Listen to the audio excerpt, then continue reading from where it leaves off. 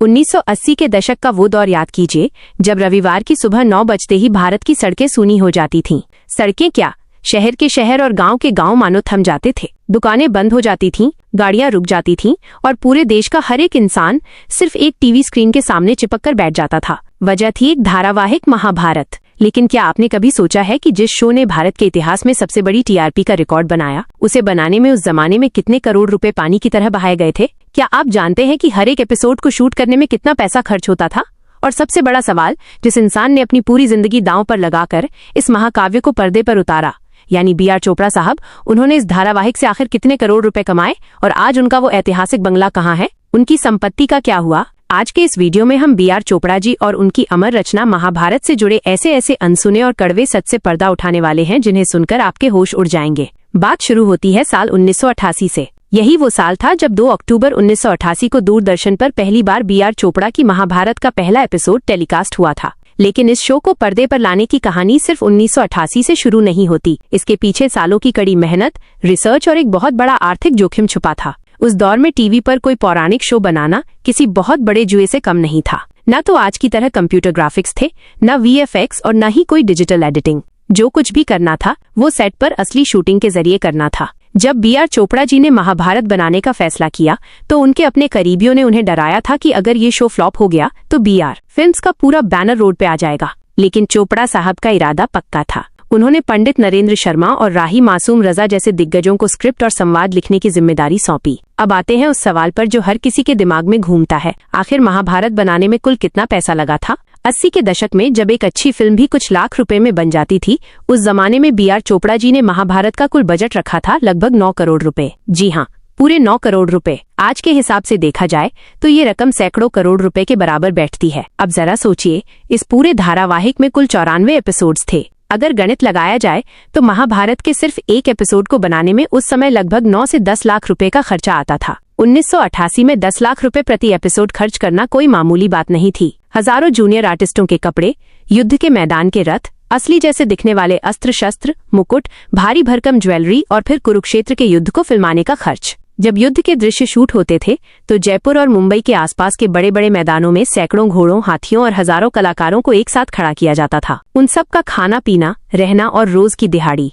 हर दिन लाखों रुपए पानी की तरह बहते थे। अब यहाँ पर एक सबसे बड़ा और तीखा सवाल खड़ा होता है जिसका जवाब जानने के लिए आप सब बेताब हैं। क्या बी आर चोपड़ा जी ने महाभारत से सच में सैकड़ों करोड़ रुपए कमाए या फिर दूरदर्शन ने सारा मुनाफा अपनी जेब में रख लिया? इस सवाल का जवाब देने से पहले मैं आपसे एक बहुत ही दिलचस्प सवाल पूछना चाहता हूँ। क्या आपको याद है कि महाभारत में समय की वो भारी और गूंजती हुई आवाज किसकी थी जिसने मैं समय हूँ कहकर पूरे देश को अपना दीवाना बना दिया था? अगर आपको उनका नाम याद है तो अभी इस वीडियो को पॉज कीजिए और नीचे कमेंट बॉक्स में उनका नाम लिखिए। देखते हैं कितने लोगों की पुरानी यादें आज भी ताजा हैं। चलिए अब लौटते हैं उस कमाई के सच पर। जब 1988 से 1990 के बीच महाभारत का प्रसारण हुआ तो बी आर चोपड़ा जी को जो कामयाबी मिली उसकी कल्पना उन्होंने खुद भी नहीं की थी। महाभारत ने दूरदर्शन को स्पॉन्सरशिप और विज्ञापनों के जरिए करीब 65 करोड़ रुपए की कमाई कराई। 80 के दशक के अंत में 65 करोड़ रुपए कमाना एक नया इतिहास रचने जैसा था। लेकिन क्या ये सारा पैसा बी आर चोपड़ा जी के पास गया? जवाब है नहीं। दूरदर्शन उस समय सरकारी नेटवर्क था, इसलिए विज्ञापनों से होने वाली कमाई का एक बहुत बड़ा हिस्सा दूरदर्शन के खाते में गया। फिर भी बी आर चोपड़ा जी और उनके production house B R films ने इस शो से करोड़ों रुपए का मुनाफा कमाया। उन्हें न सिर्फ भारत से बल्कि विदेशों में वीडियो कैसेट्स बेचने के राइट्स, इंटरनेशनल ब्रॉडकास्टिंग राइट्स और रीटेलीकास्ट राइट्स से इतना पैसा मिला कि उनकी कई पीढ़ियों का भविष्य सुरक्षित हो गया। महाभारत की इस प्रचंड सफलता ने बी आर चोपड़ा जी को सिर्फ आर्थिक रूप से अमीर नहीं बनाया बल्कि उन्हें भारतीय सिनेमा और टेलीविजन का अमर सम्राट बना दिया। लेकिन दोस्तों, कहानी यहीं खत्म नहीं होती। जब कोई इंसान इतनी शोहरत और संपत्ति कमा लेता है तो हर कोई जानना चाहता है कि आखिर उस इंसान का निजी जीवन कैसा था, वो कहाँ रहते थे और आज उनका वो करोड़ों का साम्राज्य कहाँ है। बलदेव राज चोपड़ा यानी बी आर चोपड़ा जी का जन्म तो पंजाब के लुधियाना में हुआ था। लेकिन जब वे फिल्म इंडस्ट्री में अपना नाम बनाने मुंबई आए तो उन्होंने मुंबई के सबसे महंगे और पॉश इलाके जुहू में अपना आशियाना बनाया। मुंबई के जुहू इलाके में स्थित बी आर हाउस सिर्फ एक घर नहीं था बल्कि वो हिंदी सिनेमा का एक ऐतिहासिक लैंडमार्क था। लगभग 25,000 वर्ग फुट में फैला वो विशाल और आलीशान बंगला बी आर चोपड़ा जी की मेहनत और उनकी कामयाबी का सबसे बड़ा गवाह था। इसी बंगले में बैठकर महाभारत की स्क्रिप्ट लिखी गई थी। इसी बंगले के कमरों में कृष्ण, भीष्म और कर्ण के किरदारों के लिए ऑडिशन हुए थे। लेकिन समय का पहिया घूमता है। समय से बड़ा बलवान कोई नहीं होता।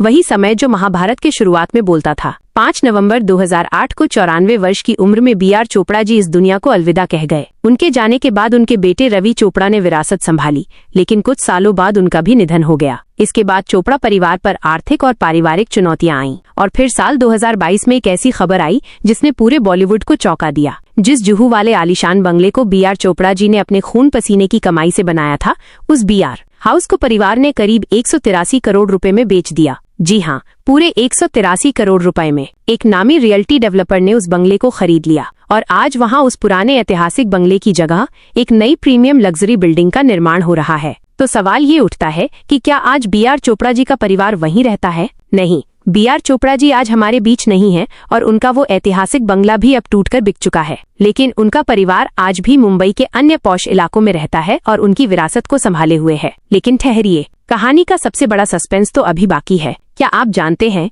कि जब 1988 में महाभारत बन रही थी तो दुर्योधन, अर्जुन और द्रौपदी के रोल के लिए चोपड़ा साहब की पहली पसंद कौन से बड़े बॉलीवुड सुपरस्टार्स थे और क्यों उन सुपरस्टार्स ने इस कालजयी धारावाहिक में काम करने से साफ मना कर दिया था? और सबसे बड़ा रहस्य, जब 2020 के लॉकडाउन में महाभारत को दोबारा टीवी पर दिखाया गया तो इसने दुनिया का सबसे ज्यादा देखा जाने वाला शो बनकर कौन सा ऐसा वर्ल्ड रिकॉर्ड तोड़ा जिसे आज तक हॉलीवुड के बड़े से बड़े शोज भी नहीं तोड़ पाए। महाभारत के इन अनदेखे रहस्यों, पर्दे के पीछे के विवादों और कलाकारों की रातों रात बदली किस्मत की पूरी कहानी हम लेकर आ रहे हैं अपने अगले वीडियो में। वो कहानी ऐसी है जिसे सुनकर आप हैरान रह जाएंगे। उस धमाकेदार और रहस्यमयी वीडियो को सबसे पहले देखने के लिए और भारतीय सिनेमा के ऐसे ही सनसनीखेज इतिहास को जानने के लिए हमारे चैनल संजय 09 को सब्सक्राइब जरूर करें। बेल आइकन दबाना न भूलें ताकि अगला सस्पेंस आपसे छूट न जाए। मिलते हैं बहुत जल्द अगले एक और धमाकेदार वीडियो के साथ।